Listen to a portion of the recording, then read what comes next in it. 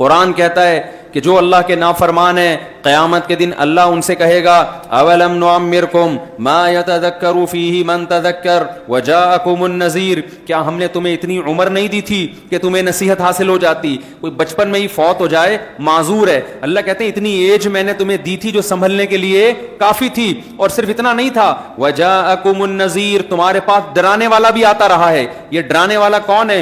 علماء نے لکھا ہے صرف انسان نہیں ہے، بہت سے حالات و واقعات بھی انسان کو ڈراتے رہتے ہیں، بتاتے رہتے ہیں یہ دنیا دل لگانے کی جگہ نہیں ہے۔ یہ جتنے بڑے بڑے حادثات ہیں، اتنا بڑا سیلاب آیا، اتنی بڑی تباہی پھیلی ہے ملک میں، یہ بھی کیا ہے؟ نذیر ہے جس کا قرآن ذکر کر رہا ہے۔ یہ تباہیاں، زلزلے، سیلاب اور طوفان کا آنا، یہ سب بتا رہی ہوتی ہیں کہ دنیا رہنے کی جگہ نہیں ہے۔ اب بے وقوف لوگ کیا کرتے ہیں؟ وہ صرف ان بحثوں میں الجھ جاتے ہیں، ابے سیلاب تو اس وجہ سے آیا کہ ڈیم نہیں ہے، یقیناً اس وجہ سے آیا ہے، یہ بھی وجہ ہے، لیکن کیا جن ملکوں میں ڈیم ہیں ان ملکوں میں تباہیاں نہیں آتی؟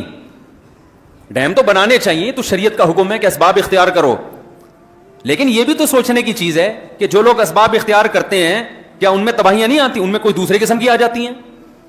جاپان کتنا اسٹیبل کنٹری ہے، اب آپ دیکھو چند سال پہلے کتنا بڑا زلزلہ آیا تھا جاپان میں، سارا نظام درہم برہم ہو گیا۔ چائنا میں چند سال پہلے اتنا بڑا زلزلہ آیا تھا، آبادی کا ایک بہت بڑا حصہ زمین میں دھس کے ختم ہو گیا۔ کیا کر لو گے بھائی؟ کون لڑ سکتا ہے خدا سے؟ کتنی ترقی کر لو، کتنی ترقی کر لو،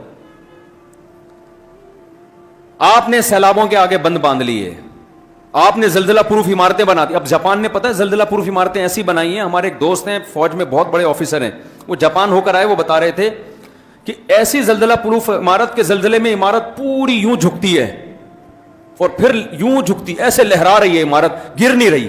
یعنی اتنا انہوں نے کہا ہے کہ اگر کوئی اتنا خطرناک ترین زلزلہ بھی کیونکہ آتے ہیں نا بہت زیادہ، تو وہ 45 ڈگری پر بھی عمارت جھک کے وہ تباہ نہیں ہو رہی، تو وہ ایسے جناب عمارتیں یوں یوں جھک رہی ہیں، یہ ایسا اس میٹیریل انہوں نے اس کے اندر ڈالا ہے۔ ہمارے یہاں تو ایک جھڑکا آتا ہے، عمارت جو زلزلہ پروف عمارت ہوتی ہے وہ بس 1 ملی میٹر جو ہے نا تھوڑا سا یہاں جاتی ہے، اس کے بعد اس کی ذمہ داری نہیں۔ پھر بھی آتے ہیں زلزلے، پھر بھی عمارتیں تباہ ہوتی ہیں، اور آپ نے زلزلوں کے آگے زلزلہ پروف عمارتیں بنا دی ہیں، آپ نے سیلاب روکنے کے لیے بند بنا دیے، پھر بھی تباہیاں آتی ہیں، وہ نئی قسم کی تباہیاں ہوتی ہیں۔ جو کورونا پھیلا ہے، آپ کو پتہ ہے کروڑوں لوگ مر چکے ہیں اس سے، کروڑوں لوگ۔ ہمارے یہاں لوگ کہتے ہیں پاکستان میں اتنے نہیں مرے، شاید ہو سکتا ہے نہ مرے ہوں اتنے، لیکن اصل بات یہ ہے کہ پاکستان میں کیلکولیشن کوئی بھی مرے بھی ہوں گے تو کس کو پتا ہوگا کہ کیوں مرا ہے یہ؟ ہمارے یہاں بندہ مرا ہوا وہ پتہ چلتا ہے کہ کیوں مرا یہ پتہ چلتا ہے؟ ہمارے تو پتہ ہی نہیں چلتا بندہ مرا کیوں ہے۔ ایک ڈاکٹر تھے کینسر کے تھے کیا ہیں، اللہ کرے ہیں ہی رہے، وہ مجھے کہیں گے آپ نے ہمیں تھے بنا دیا۔ وہ لندن میں ہیں، پاکستانی ڈاکٹر ہیں، کینسر کے اسپیشلسٹ ہیں۔ وہ مجھے بتا رہے تھے کہ لندن میں کینسر کے پیشنٹ بہت ہیں، تو کہتے تھے میں خوش ہوتا تھا کہ الحمدللہ پاکستان میں اتنے کینسر کے پیشنٹ نہیں ہیں، پاکستان بچا ہوا ہے۔ کیونکہ جو کیلکولیشن جاتی تھی نا، جو گورنمنٹ کی جو ایک کیلکولیشن ہے، ہمارے ہاں اتنے فیصد لوگ کینسر کے، اور لندن کی حکومت کی جو کیلکولیشن تھی وہ الگ تھی، وہ بہت زیادہ تھے۔ کہتے جب میں ادھر پاکستان آیا تو میں نے اتنے کینسر کے پیشنٹ دیکھے تو پتہ یہ چلا کہ ان کمبختوں کی کیلکولیشن ہی ٹھیک نہیں ہے، کوئی فرق نہیں ہے وہاں میں اور یہاں میں، یہاں بھی بہت ہیں۔